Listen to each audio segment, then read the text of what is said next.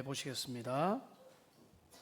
오늘 주시는 주님의 말씀은 시편 103편 17절 18절 말씀입니다. 17절 18절 우리 한 목소리로 같이 읽겠습니다. 여호와의 인자하심은 자기를 경외하는 자에게 영원부터 영원까지 이르며 그의 의는 자손의 자손에게 이르리니 곧 그의 언약을 지키고 그의 법도를 기억하여 행하는 자에게로다. 아멘. 우리 한번 인사하고 말씀을 받겠습니다. 주의 말씀을 사랑합니다. 한번 인사하겠습니다. 우리는 하나님이 허락하신 가정을 아름답게 만들어갈 책임과 의무가 우리 모두에게 있습니다. 남편이면 남편, 아내면 아내, 부모든 자녀든 가정에 있는 모든 사람들은 우리가 속한 그 가정을 행복하고 화목하고 귀하고 거룩하고 아름답게 만들어 가야 됩니다. 지난주에 말씀드렸지만은 가정의 행복, 가정의 건강은 저절로 되지 않습니다.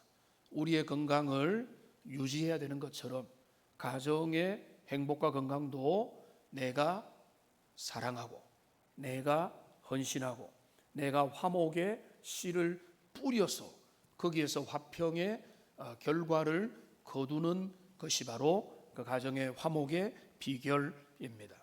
무엇보다 우리에게는 그렇기 때문에 믿음의 가정, 건강한 가정을 세워갈 그런 책임이 우리에게 있습니다. 그리고 누구보다 무엇보다 부모의 역할과 책임은 훨씬 더 크다, 그렇게 말할 수 있습니다. 나중에 아이들이 자라서 저도 벌써 자녀들이 하나이는 타지에서 직장을 잡고 하나이는 군대가 가 있으니까 이제부터 부모의 직접적인 영향에서 급속도로 이제 멀어져 가게 됩니다. 또 많은 우리 어르신들은 또 자녀들 성년이 되고 결혼을 하여서 분가를 하고 가족을 이루면 더욱더 부모의 직접적인 간섭은 어려워질 수밖에 없습니다.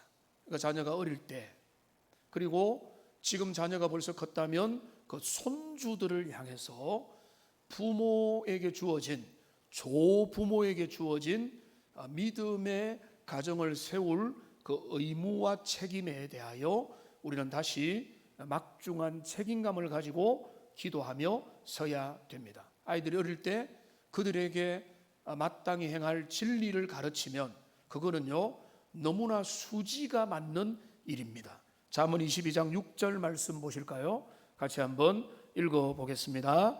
마땅히 행할 길을 아이에게 가르치라. 그리하면 늙어도 그것을 떠나지 아니하리라. 어릴 때 아이들에게 복음과 진리와 하나님의 말씀의 인격을 제대로 교육을 시키면 우리 아이들이 나중에 떠나서도 키가 크고 장성하고 타지에 가고 직장을 얻고 결혼을 해서 딴 데 가서 살더라도 그들이 그 복음의 진리에서 떠나지 않게 될 거라는 것입니다. 근데 어릴 때 그걸 놓치면 나중에 그것을 억지로 원해도 뜻대로 되지 않습니다. 훨씬 기회가 주어졌을 때, 내 품 안에 있을 때 우리의 미성년 자녀들, 우리의 어린 자녀들, 우리의 손주들에게 귀한 복음을 전하고 그들에게 자녀들에게 하나님 경외하는 법을 가르칠 수 있어야 됩니다. 지금은 여러분 읽지 마시고 주보 3면에 제가 오늘 책 한 권을 추천을 했습니다. 다음 주에 저렴한 가격으로 몇 권을 판매를 하려고 합니다. 언약의 자손으로 양육하라라고 하는 그 책입니다. 조엘 비키라고 하는 장로교 교육주의에 탁월한 하나님의 사람인데 그가 지은 쉽고도 좋은 책 언약의 후손으로 양육하라라고 하는 이제 그 책의 내용이 오늘 설교의 또 주요한 내용들을 차지하고 있음을 미리 밝히면서 오늘 이 본문을 먼저 잠시 보겠습니다. 오늘 이 본문에 보면 17절에서 여호와의 인자심은, 여호와의 헤세드, 하나님의 인자와 자비는 자기를 경외하는 자에게 영원부터 영원까지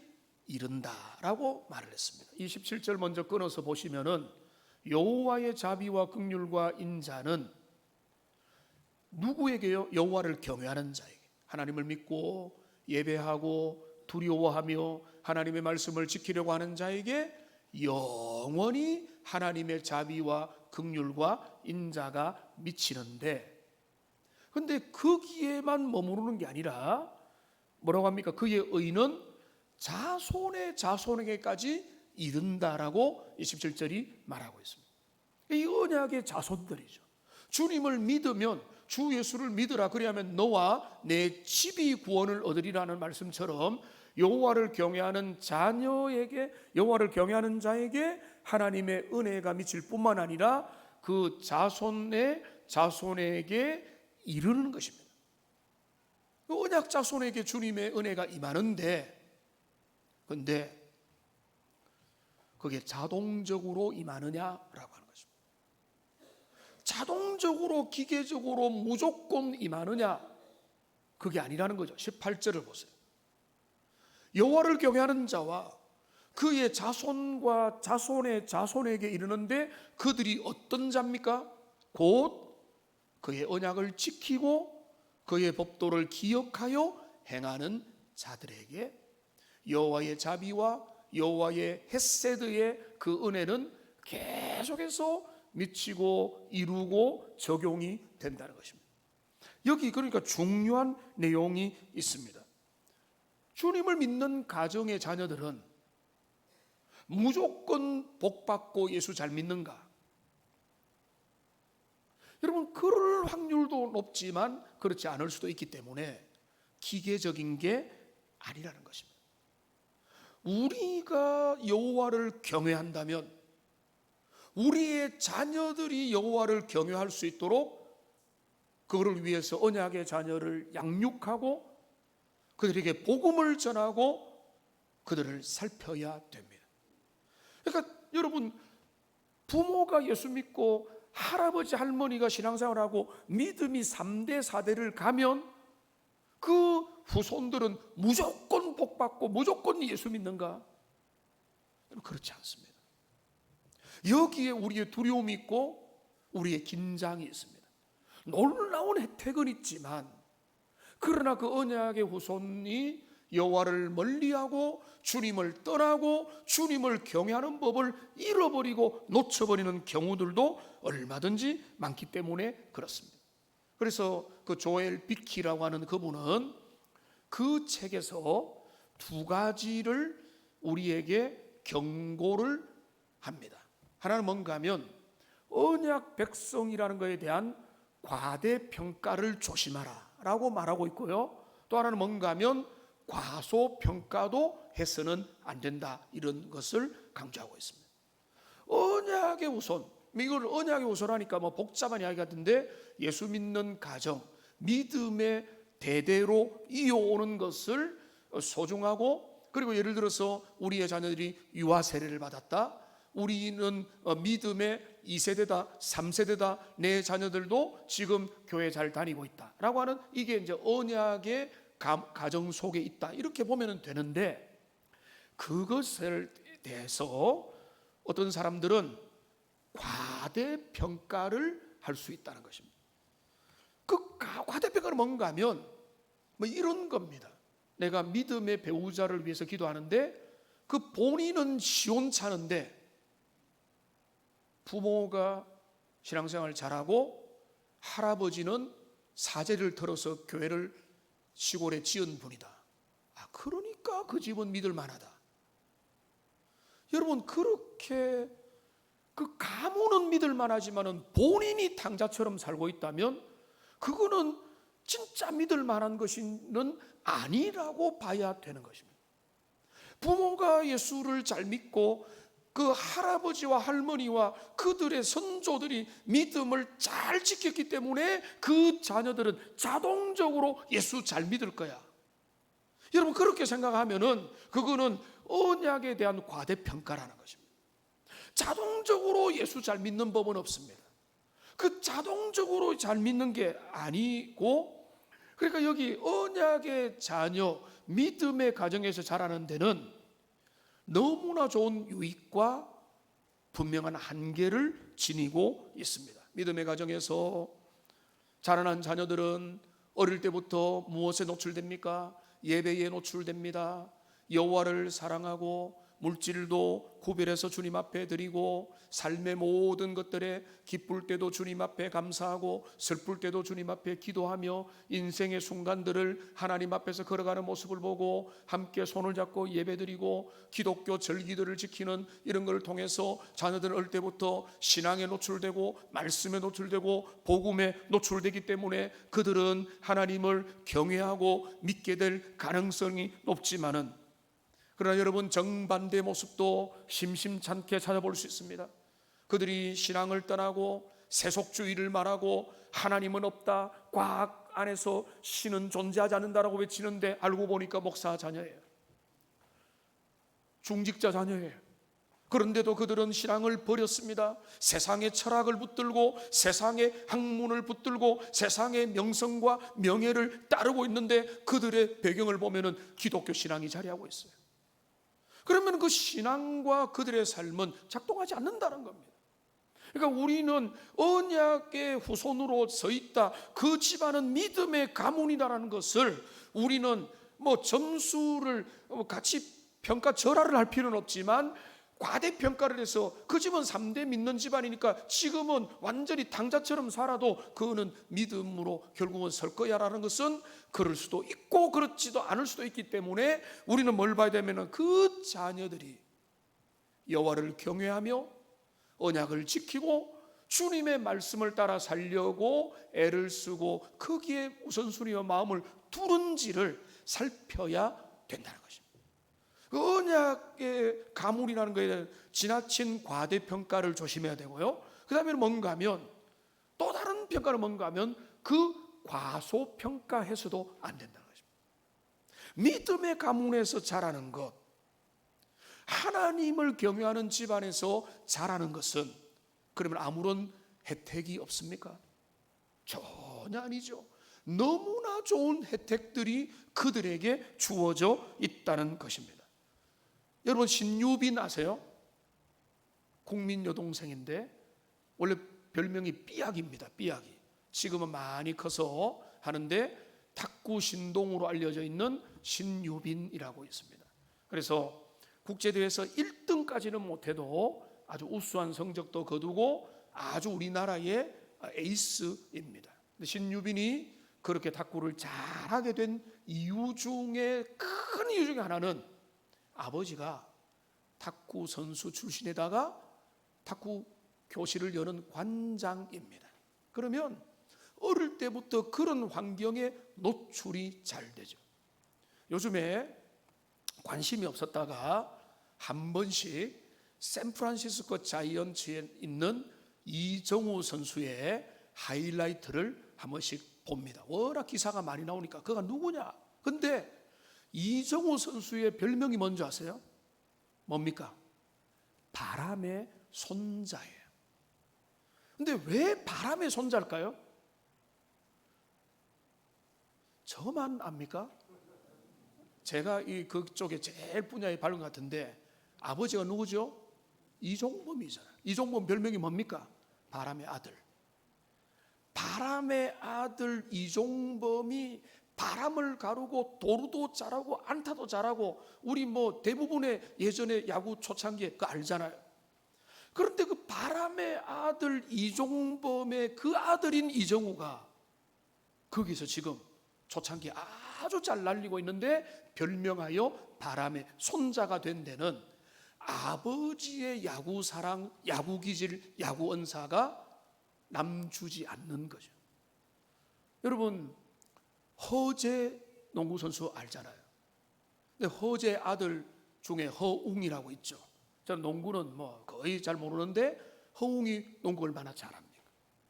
자, 그러니까 우리가 세상 가운데서 두각을 드러내고 자기 분야에서 나름대로 유명한 사람들을 조금 돌아보면은 분명히 선한 영향력, 긍정적인 부모의 역할이 엄청 생각보다 크다는 것을 우리는 멀리 가지 않아도 주변에서 많이 볼 수가 있다는 것입니다. 신앙적인 면에서는 얼마나 더 그렇겠습니까? 믿음의 부모가 어릴 때부터 여호와를 경외하고 하나님의 말씀을 가까이 하고 기도 생활하며 자녀의 인생의 순간순간마다 세속의 가치관과 세상의 물질주의와 무신론을 가르치는 게 아니라 하나님이 너를 사랑한다, 하나님은 너를 향해서 계획을 가지고 있고 너가 지금 실패해도 너가 지금 넘어져도 그건 끝이 아니야, 하나님은 너를 향한 계획을 가지고 있다고 기도하고 축복하고 격려를 해주는 그런 믿음의 분위기와 신앙의 가정에서 자라는 그 자녀가 하나님의 사람으로 자랄 수 있는 기회와 환경은 훨씬 더 높은 겁니다. 그러니까 과소평가하면 안 되는 겁니다. 저는 두 가지가 다 맞다고 봐요. 과대평가를 해서 예수 믿는 집안의 자녀는 무조건 뭐 망하지 않는다, 그렇지 않습니다. 무조건 보호되지 않습니다. 무조건 할례자의 자녀들은 표면적 유대인들이라고 해서 다 구원받습니까? 그런 거 없습니다.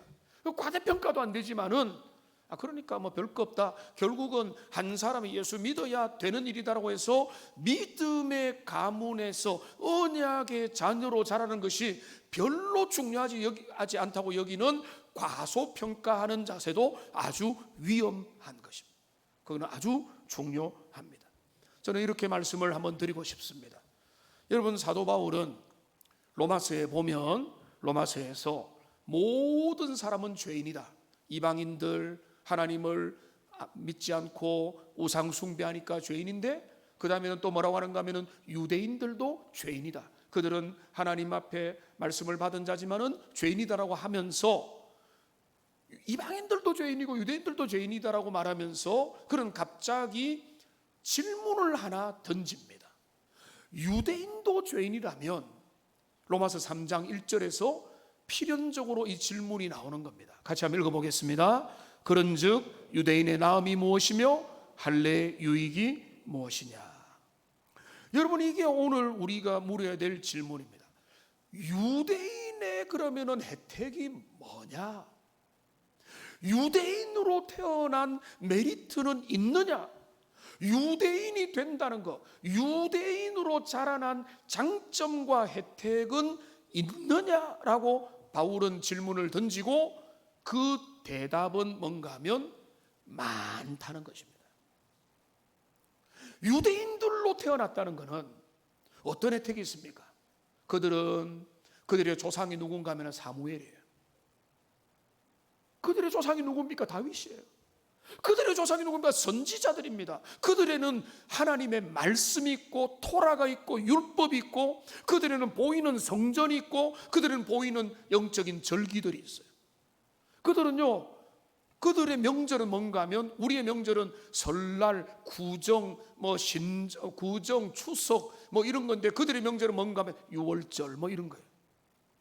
유월절 무교절. 그래서 그들은 유월절 무교절을 지키면서 양을 잡아서 먹고 그 모든 모양을 취하면서 그들은 유월절 여호와의 구원의 은혜를 그들은 절기를 통해서 지키는 겁니다. 추수감사절을 지키면서 그들은 하나님께서 우리의 곡식을 가능하게 했다, 저 바알이나 우상이나 보이지 않는 막연한 신이 아니라 여호와 하나님 창조주가 우리의 인생을 이끄시고 지배하신다.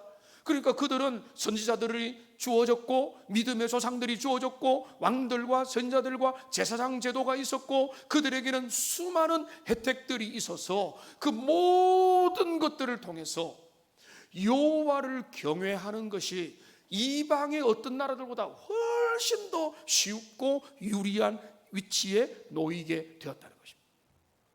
그게 뭔가 하면 유대인의 나음이 무엇이냐라고 하는 질문의 대답입니다. 그들은 말씀을 맡았고 그들에게 그리스도가 태어났고 그들의 본토에 선지자들이 주어졌고 예수님께서 갈릴리를 걸으셨고 거기서 기적을 행하셨고 그 팔레스틴에서 성경과 성문서들과 사람들과 인물과 배경들이 거기가 되기 때문에 거기에서 믿음을 가지고 여호와를 경외하는 법을 가지는 것은 너무나 쉬운 일이고 유리한 입장에 놓여 있는 것이다.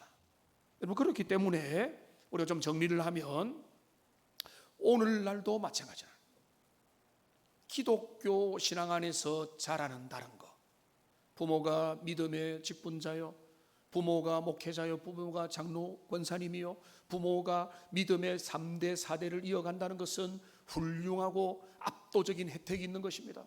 과거 오래됐지만 한 10년 전에 어떤 불신 가정에서 오는 청년의 하소연을 제가 들었습니다. 그 청년은 원망과 불평이었어요. 믿는 가정에서 자라는 자녀들의 혜택이 너무 많다. 교회 안에서 보이지 않는 차별이 있다. 그들은 너무 이렇게 오냐오냐 받고 사랑받고 인정받고 지지받고, 얼마나 답답했으면 그런 하소연을 했겠습니까만 사실은 그 말이 진짜거든.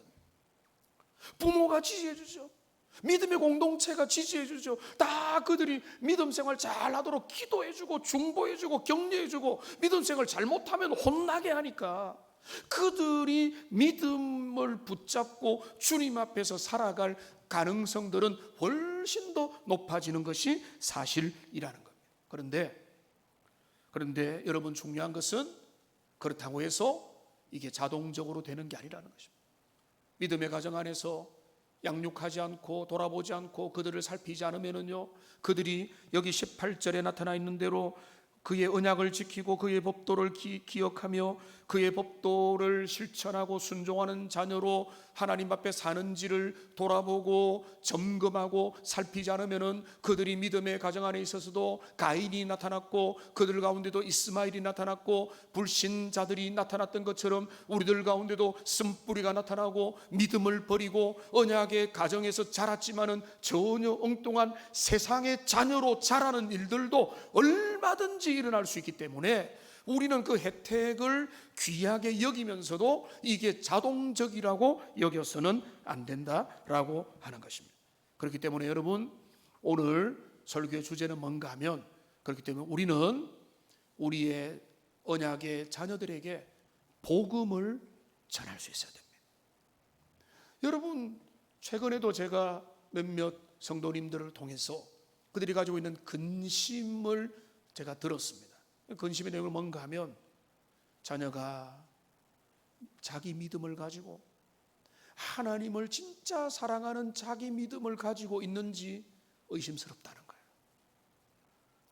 근데 제가 그분을 칭찬하고 격려를 했습니다. 여러분, 그런 마음을 가지는 거 신앙의 부모의 당연한 것입니다. 믿음의 부모는 안심하면 안 되고, 우리의 자녀들이 하나님 앞에서 말씀의 사람으로, 진리의 사람으로, 그리스도의 사람으로 잘 서가는지를 부지런히 살펴야 되고, 필요하면 그들에게 복음을 전해야 돼요. 여러분, 그들에게 복음을, 우리의 자녀들에게 복음을 전한다는 것은 뭔가 하면, 이 복음이 어떤 내용인지 그 책에 보면은 나와 있습니다. 조엘 비키는 뭐라고 이야기하는가 하면, 우리가 잘 알고 있는 내용이 이런 겁니다. 복음을 자녀에게 전한다는 건 뭔가, 첫째는 그들이 하나님 앞에 정말로 죄인임을 어릴 때부터 깊이 인식하고, 나는 하나님 앞에 설 수 없는 죄인임을 고백하도록 확인시켜줘야 돼요. 그 다음에 두 번째는 뭔가 하면, 이런 죄인인 나는 주님 앞에 이렇게 설 수 있는 소망이 없다. 나로부터는 주님 앞에 의롭게 되거나 영생을 얻을 소망이 내게는 없음을 또 고백을 하게 만들고, 그 다음에는 예수 그리스도가 죄인인 우리를 위해서 행하신 그 일, 십자가에서 우리를 위하여 대신하여 돌아가시고 대속의 사랑으로 말미암아 그 이름을 믿는 자들에게는 하나님의 자녀가 되는 권세를 주셨다는 그리스도 예수의 십자가의 은혜를 전하고, 그리고 그리스도를 하나님께서 부활과 하늘에 승천하시는 능력으로 그를 능력으로 부활시켜 주셨다는 것들을, 예수 그리스도의 십자가 부활의 은혜를 전하고 그 은혜를 믿고 주님이 다시 오실 때까지 살도록 하는 것, 이 내용을 여러분 다른 나라 가서 남들에게 전도하기 전에 우리의 자녀들에게 그 복음을 전해야 된다는 거예요. 하루 날 잡아가지고 한 10분, 20분 그렇게 하는 게 아니라 어느 날은 우리가 죄인임을 너는 너가 죄인이라고 인정하니? 인정해요. 어떻게 죄인이야? 너 별로 나쁜 일 안 하잖아. 그러면 정말 원죄 개념을 가지고 있는지, 내가 죄를 안 지어도 내 속에 부패한 본성이 있다는 걸 인정하는지를 묻고 질문하고 확인을 해야 되는 거예요. 그리고 그리스도에 너 어떻게 구원받아? 예수님요. 예수님이 뭐 하셨는데? 그러면 묻고 확인하고 질문해서 그리스도의 은혜가 얼마나 우리에게 대속에 놀라운 은혜인지를 다시 확인을 하고, 그러면 그거를 너는 인격적으로 믿느냐를 확인을 하고, 거기 부족하다면 나는 너를 위해서 기도해 줄게. 너가 예배를 통해서, 말씀을 통해, 수련회를 통해서, 어떤 계기를 통해서 주님을 너가 인격적으로 만나기를 나는 정말로 원하고 내가 그걸 기도한다. 이렇게 부모는 자녀들에게 포기하지 말고 복음을 전해야 되는 거예요. 복음을 전해야 되는 게 율법을 전하고 있는 거 아니에요? 너 이 청소 잘해, 뭐 잘해, 이거 잘해, 저거 잘해, 음식 잘 먹어, 뭐 쓰레기 잘 버려. 복음이 그들에게 전해져서 복음 앞에 자신이 서야 되는데, 복음이 아니라 공부 잘해라, 좋은 대학 가야 된다, 취업 잘해야 된다, 연봉 많아야 된다, 너 남들 앞에서 이래야 된다, 그 말들이 틀렸다는 게 아니라 그냥 율법적인 거, 세상의 길들을 잔뜩 가르쳐 놓고 예수도 잘 믿어라. 그거는 부모가 자녀에게 복음을 전하는 게 아니에요. 부모가 자녀에게 복음을 전한다는 것은 하나님 앞에서 내 인생이 하나님의 것이고 주님의 은혜 속에 있고 주님의 주권 속에 있음을 믿음으로 자녀에게 가르쳐야 되는 것입니다. 그러니까 여러분 안심하지 마십시오.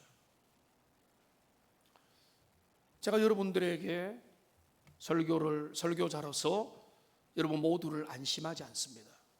여러분들이 복음을 모른다면 제 책임이기 때문에 그렇습니다. 그러니까 제가 때로는 열을 내고 때로는 도전하고 정말로 여러분들에게 권면을 하는 이유는, 저는 여러분들이 고상하기 때문에 다 구원 얻는 믿음을 가졌다라고 전제하지 않기 때문에 그렇습니다. 여러분들 중에 복음이 없는 사람이라면 교양이 있더라도 복음 앞에 나가야 되는 것이죠. 여러분 자녀들도 마찬가지예요. 여러분의 자녀도 안심하면 안 돼요. 내 자녀 공부 잘하고 효도 잘하고, 세상에 주님을 모르는 사람도 부모에게 잘하는 사람들 많습니다. 그거로 안심하면 안 돼요. 내 자녀가 믿음으로 주님 앞에 서 있는가. 여러분 언제 안심하는 줄 아세요? 내 자녀가 하나님 앞에 든든히 설 때. 룻기 1장 16절을 보세요. 룻기 1장 16절 여기 보면은 이렇게 말합니다. 룻이 이르되 내게 어머니를 떠나며 어머니를 따르지 말고 돌아가라 강권하지 마옵소서. 어머니께서 가시는 곳에 나도 가고 어머니께서 머무시는 곳에 나도 머물겠나이다. 그 다음 9절 같이 읽겠습니다. 어머니의 백성이 나의 백성이 되고 어머니의 하나님이 나의 하나님이 되시리. 여러분 이때 안심하는 거예요. 내 자녀가 부모님 손 따라 덜렁덜렁 와가지고 가만히 앉아있다고 안심하는 게 아니고, 내 자녀가 어머님의 하나님, 이제는 나의 하나님입니다. 어머님의 백성이 내 백성입니다. 어머님의 하나님이 내 하나님이다라고 고백하는 그때가 우리가 안심해야 될 때. 그때가 되기 전까지는 교회 다닌다고 딸랑딸랑 자라온다고 흉내낸다고 안심하면 안 돼요. 그러니까 부모는 자녀가 믿음으로 주님 앞에 뿌리 내려 있느냐, 복음 앞에 서고 있느냐를 우리는 물어야 되는 것입니다. 여러분 유명한 수학자요 철학자 파스칼 아시죠? 파스칼은 팡세라고 하는 책으로도 유명한데, 또 하나 유명한 것은 그의 신앙입니다. 그런데 파스칼은 그의 죽었을 때 그의 양복의 여기 양복의 옷의 섬에서 어떤 자기가 명심할 구절이 발견됐어요. 거기에 이렇게 기록되어 있었습니다. 아브라함의 하나님, 이삭의 하나님, 야곱의 하나님, 그리고 나의 하나님, 이 감사, 이 감동, 찬양할지어다. 이렇게 적혀 있는 것을 그는 평생 그의 양복 주머니에 기록하여 놓았습니다. 아브라함의 하나님, 이삭의 하나님, 야곱의 하나님이 내 하나님이야, 내 하나님. 그러니까 저는 여러분들이 먼저 복음의 사람으로 여러분이 이제는 내가 전해준 거, 누가 알려준 거, 누가 소개해준 거, 그거 고개 끄덕인 게 아니라 이 하나님은 내 하나님이 되십니다라고 고백하는 복음의 사람이 다 되시기를 주님의 이름으로 축원합니다. 그뿐만 아니라 그 복음의 사람은 내 자녀들이 복음을 따라 사는지, 나는 죄인이고 죄인인 내 인생은 하나님 앞에만 소망이 있고 우리 그리스도 예수 안에서 하나님 앞에 나는 섭니다, 나 같은 죄인이 주님을 믿습니다, 고백합니다라고 하는 그 복음 앞에 서는지를 확인하고 점검을 해야 됩니다.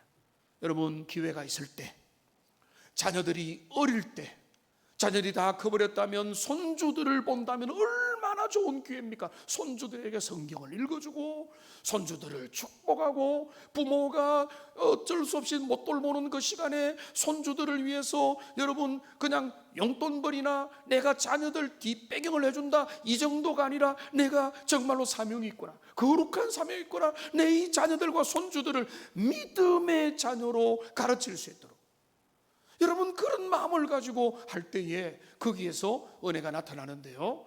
여러분, 그래서 유명한 가정교육, 신앙교육에 대한 구절이 신명기 6장 7절이잖아요. 같이 한번 읽어보도록 하겠습니다. 내 자녀에게 부지런히 가르치며 집에 앉았을 때든지 길을 갈 때든지 누워있을 때든지 일어날 때든지 이 말씀을 강론할 것이며, 이 구절을 잠시 보면 한번 따라 합시다. 앉았을 때든지 길을 갈 때든지 누워있을 때든지 일어날 때든지, 이거를 이 조엘 비키가 이 구절을 재밌게 풀어서 적용을 하더라고요. 뭔가 하면은 일어날 때, 우리는 가정에서 자녀에게 어떻게 복음을 전할 수 있나? 일어날 때 뭡니까? 하루의 시작이죠.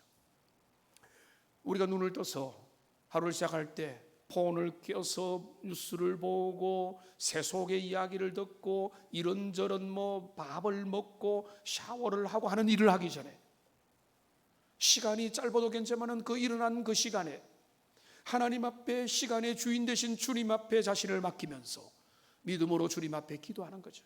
기도가 아침에 바쁘면 길 필요는 없습니다. 1분 5분 짧은 그 기도를 통해서 주님, 나의 인생은 주님의 것입니다, 시간의 주인 되신 주님께서 오늘 하루도 인도하여 주시고 내 삶의 모든 것 주님 앞에 맡깁니다라고 기도하고, 자녀들이 너무 어리면은 그 일어날 아이를 깨울 때 막 배를 치고 발로 하지 말고 이 아이들을 사랑으로 품으면서, 하나님, 우리 아이, 사랑하는 아이, 하나님 복된 하루를 시작하게 하신 것 감사합니다. 손주의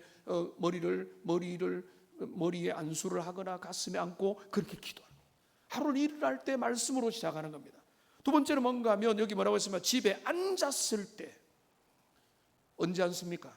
요즘에는 가정마다 다르겠지만은 각자가 자기 방에 가서 앉아가지고 폰 켜놓고 태블릿 PC 켜놓고 그런 게 아닙니다. 여기 앉는 건 뭔가 하면은 식탁 교제입니다. 함께 거실에 둘러앉아서 대화를 나누는 겁니다. 대화의 시간에 보면 세속적인 이야기, 인간적인 이야기, 그냥 어떤 이야기도 필요하죠.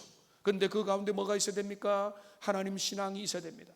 예배에 대하여, 신앙에 대하여, 여호와를 사랑하는 법에 대하여 그렇게 나누고 교제하고 질문도 던지고 궁금한 거 이야기하고, 그리고 지혜로운 부모는요 자녀들에게 묻습니다. 너 오늘 예배 드릴 때 우리 목사님 말씀 생각나? 주일학교에서 설교 들었던 이야기 듣고 싶어, 한번 알려줘. 그러면 이야기 듣고 주제를 듣고는 거기에서 어떤 내용을 들었느냐, 그러면 그 내용을 가지고 따지듯이 하는 게 아니라 그 내용을 가지고 이야기하고, 너가 받았던 교훈이 뭔지를 가지고 그걸 가지고 대화를 나누고, 식탁에 교제를 나누고, 너 애들이 점점 크면은 좀 어려운 일 없어? 기도해야 될 제목이 없냐? 라고 물어보고 함께 확인을 하는. 그 집에 앉았을 때 그 대화의 자리에 하나님이 개입해야 되고 말씀이 자리해야 되는 것입니다. 그 다음에 세 번째 뭡니까? 길을 갈 때에, 여러분 가족들이 길을 갈 때 뭡니까? 여행을 떠날 때가 있습니다. 가족들이 장거리 여행을 떠날 때 그 여행의 시간을 통해서 하나님을 찬양하고 주일을 맞이한다면 함께 경건하게, 아무리 값비싼 여행이라도 주님 앞에 가서 예배를 드리고 하나님 앞에 같이 기도하는 겁니다. 함께 차를 타고 몇 시간을 가게 될 때가 있습니다. 명절을 맞이해 가게 될 때라도 그때는 내가 찬양도 준비하고 대화도 준비하고 어디 신앙의 교제를 할 수 있도록 부모가 마음의 작정을 할 수가 있는 것입니다. 그 다음에 뭡니까? 여기 뭡니까? 누울 때는 뭡니까? 하루를 마감하고 잠자리에 드는 그 시간에 제가 일전에 말씀드렸지 않습니까? 아이들이 어리면 어릴수록 꼭 안아주고 그 인생을 주님 앞에 맡겨드리는 겁니다. 어떤 장로님 한 분이 요즘에는 누워서 잠들 때, 하나님, 이제 제가 누워서 혹시라도 아침에 눈 떠보면 하나님 편에 있기를 원합니다. 이 기도를 하면서 주무신대요. 여러분, 우리 인생이 그렇지 않습니까?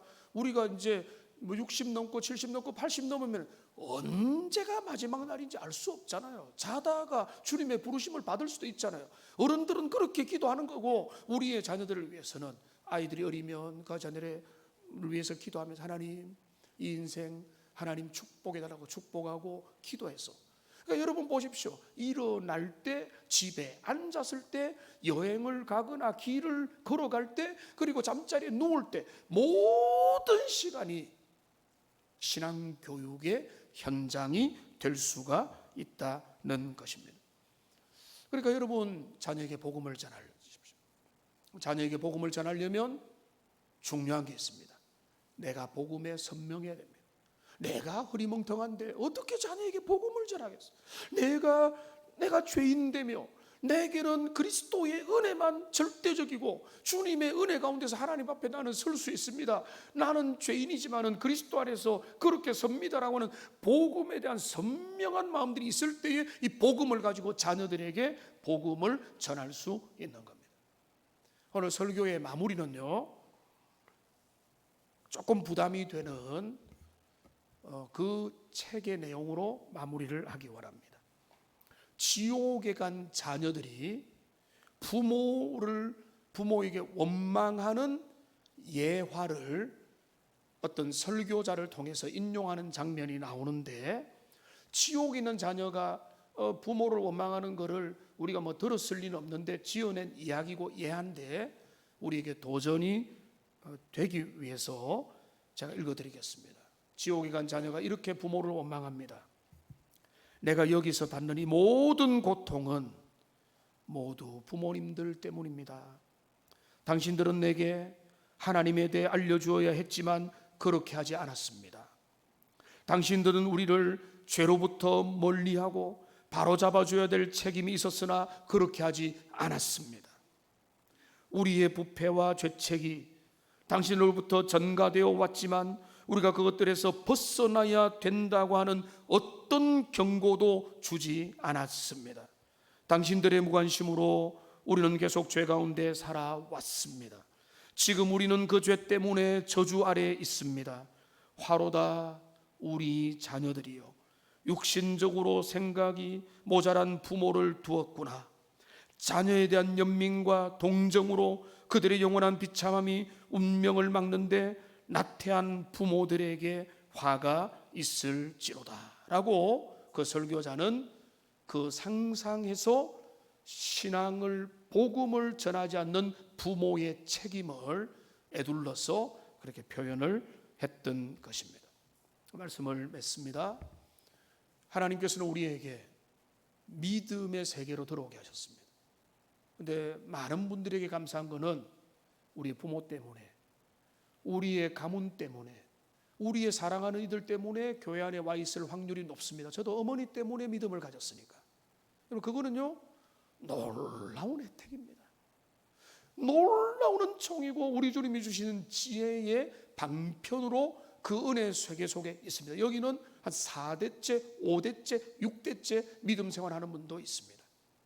그거는 놀라운 혜택이지만은 그냥 기계적으로 그 은총이 주어지지 않습니다. 그 모든 은총은 그의 언약을 지키고 그의 법도를 기억하여 행하는 후손들로 이어질 때 소망이 있는 것입니다.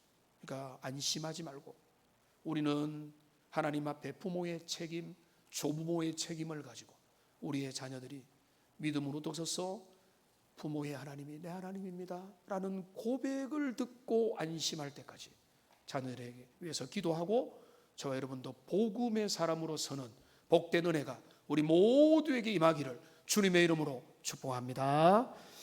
기도하겠습니다. 살아계신 하나님 아버지, 오늘 우리는